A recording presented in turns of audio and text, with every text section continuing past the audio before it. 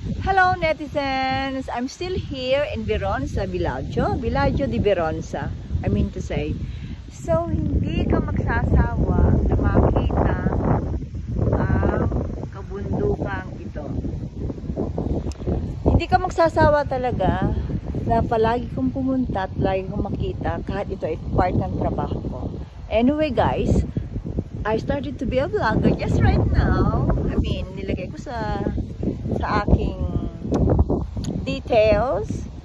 And this is it maybe.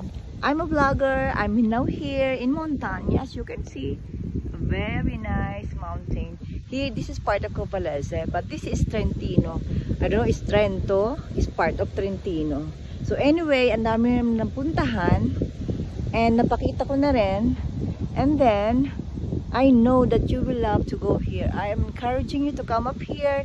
Even doon sa mga pinuntahan kong mare o dagat sa Tagalog, no? Masarap pumunta sa Sardinia, Puglia, Salento, and everything. Hindi lang ako magaling sa mga lugar, no? Pero I'm going to look back sa mga napuntahan ko, and I'm going to encourage you to come. And like this place, ang ganda. Working with the holiday, working with the benefits. So guys, tara na!